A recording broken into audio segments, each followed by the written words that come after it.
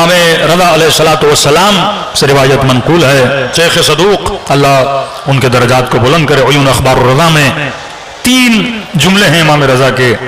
فرش عزا پہ آنے والوں کے لیے، یہ سمجھیں امام کی خوشخبری ہے کہ واقعاً جو اپنے بچوں کو ذکر سے دور کرتے ہیں اپنے بچوں کو نعمتوں سے دور کر رہے ہیں۔ ان مجلسوں میں آنے سے نسلوں کو جو خدا نعمتیں عطا کرتا ہے اس کا احساس تو انسان کو دنیا سے جانے کے بعد ہوگا۔ آپ نے سنا ہوگا جناب شبیب کا نام، ایک مشہور روایت ہے کہ اے شبیب کے بیٹے،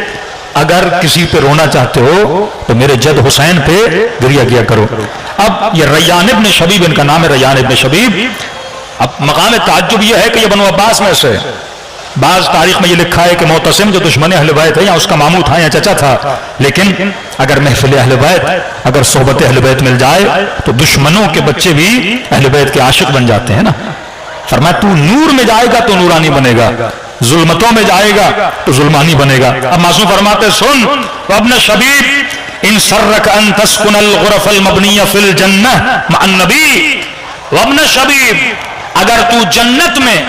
اس مقام پہ آنا چاہتا ہے جہاں پہ وہ گھر موجود ہیں یا کمرے موجود ہیں جہاں پہ رسول خدا رہتے ہیں، مطلب اگر رسول خدا کا ہمسایہ بننا چاہتا ہے، اگر چاہتا ہے جنت میں تجھے وہ مقام ملے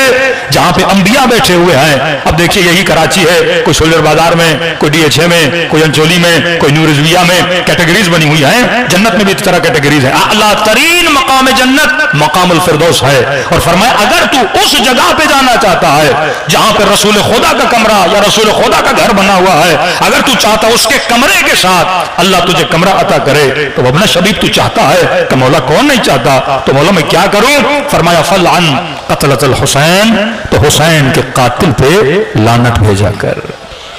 کتنا مقام ہے امام حسین کا